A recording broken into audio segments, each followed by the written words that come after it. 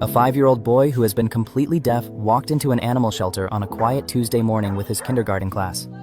He didn't say a word the entire time, not because he couldn't hear, not because he didn't understand what was happening around him.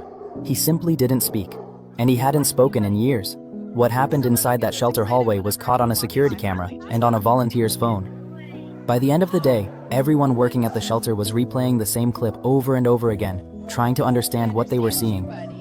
The boy's name is Liam. He's 5 years old. Liam wasn't born silent. When he was a baby, he laughed, babbled, and made all the little sounds babies make when they're learning how to talk. His parents still remember the way he used to say mama before he could even walk. Then something happened when he was 2. One afternoon, Liam was playing outside a neighbor's house when their dog suddenly ran toward him and started barking loudly right in his face. The dog didn't bite him. It didn't touch him. But the barking was loud, sudden, aggressive. For a toddler, it was terrifying. Liam cried for hours that day. At first, his parents thought it was just a bad scare. But over the next few weeks, something changed. Liam stopped talking. At first, they assumed he was just upset. Kids sometimes shut down after being frightened. But weeks passed, then months. The words never came back.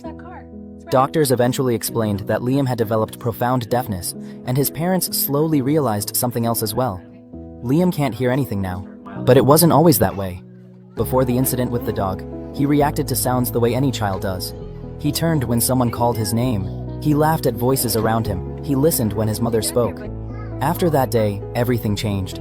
The sounds slowly disappeared from his world. So Liam learned to communicate another way, with his hands. His mother, Megan, started learning basic sign language so Liam could tell her what he needed. At first it was simple things: food, water, sleep, toy. But over time his hands became his voice. He signed when he was excited. He signed when he was scared. He signed when he wanted to explain something complicated in the careful, serious way only small children sometimes do. He still understood spoken language through reading faces and expressions. He just didn't use it. Liam attends Oak Ridge Elementary School, and his kindergarten class had recently started a small community project called Kind Kids, Kind Paws.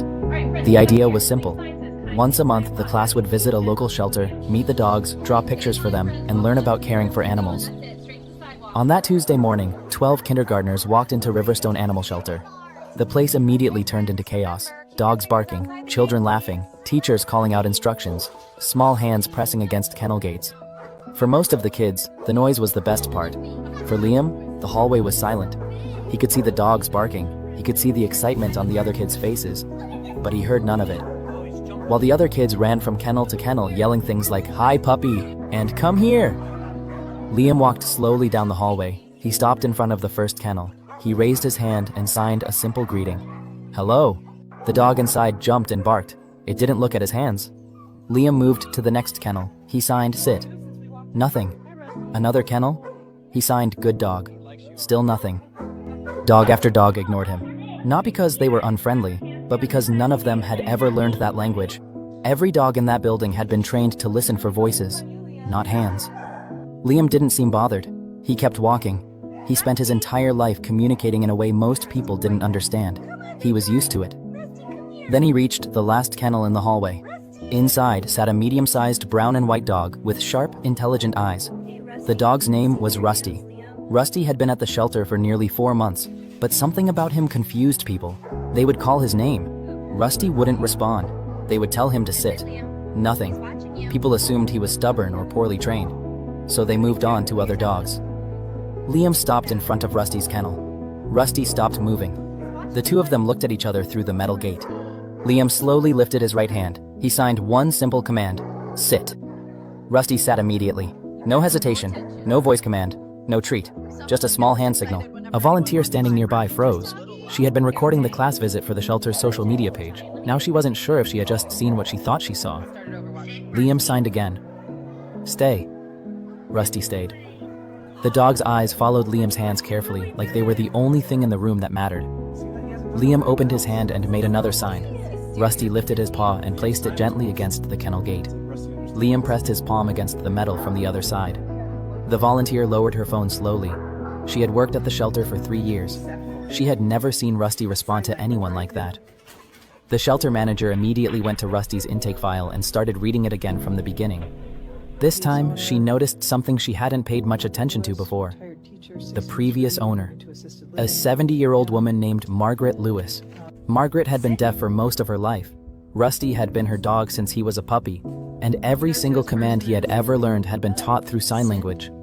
Sit, stay, come, paw, all of it. Silent. Margaret had surrendered Rusty earlier that year when she moved into assisted living and could no longer care for him. She assumed someone would adopt him quickly. She had no idea he was still there. For 4 months, families had walked past Rusty's kennel calling his name, giving voice commands, clapping their hands. Rusty didn't respond, not because he was stubborn, because he was waiting for someone who spoke his language. And on an ordinary Tuesday morning, a 5-year-old boy finally did. Megan watched the volunteer replay the video right there in the hallway. She saw Liam sign sit. She saw Rusty sit. Her hands slowly covered her mouth. Liam turned toward her. He signed 2 words. Mom. He understands. Rusty went home with them that afternoon. 2 days later, the shelter contacted Margaret and told her everything. A week after that, Margaret met Liam and Rusty again in the shelter parking lot. Rusty saw her first. He ran straight toward her. Margaret knelt down and wrapped her arms around the dog she hadn't seen in months. Liam walked over slowly. He tapped her shoulder. Margaret looked up. Liam raised his hands. He signed something simple. Good dog. Margaret smiled and signed back. Yes, very good dog. Margaret signed the adoption papers that same afternoon. She took a moment before handing them over. Her hands rested on the table a little longer than necessary, gently rubbing Rusty's head while Liam stood beside her, watching every movement. Rusty was officially going home with Liam and his mother. As they walked out of the shelter together, Rusty stayed close to Liam's side, the leash loose between them. Liam kept glancing down at him, still signing small things with his hands, testing commands, watching how the dog reacted. Rusty understood every single one. From that day on, mornings in their house began a little differently. Every morning before school, Liam spent time practicing signs with Rusty in the backyard. Sit, stay, come, paw. 6 months later, Rusty sleeps at the foot of Liam's bed every night. Liam still lives in complete silence. He has never heard a single sound in his life. But he doesn't need to. Because the dog beside him understands every word he says, even the ones he never has to hear. Sometimes Liam invented new signs just for fun, small gestures that only the 2 of them understood. Rusty learned them quickly, and something else slowly started to change. Liam began smiling more. At school, teachers noticed he seemed more relaxed. He still didn't speak, but his hands moved more confidently, and his face carried the quiet excitement of a child who had finally found someone who understood him without effort. Because that was the strange truth of it. Liam had found someone he never expected to meet, and Rusty had been waiting for someone exactly like him. Months passed, then years. Today, Liam is older now. He walks to school, Rusty trotting beside him like a shadow. After class, they walk through the same neighborhood streets, sometimes stopping in the park where Rusty runs freely across the grass before returning the moment Liam lifts his hand. No voice, just a small movement of fingers. Rusty always understands. And sometimes the people passing by notice the same thing the shelter volunteers noticed that day. The boy doesn't speak, because some friendships don't begin with words. They begin with someone finally speaking the language the other one has been waiting to hear.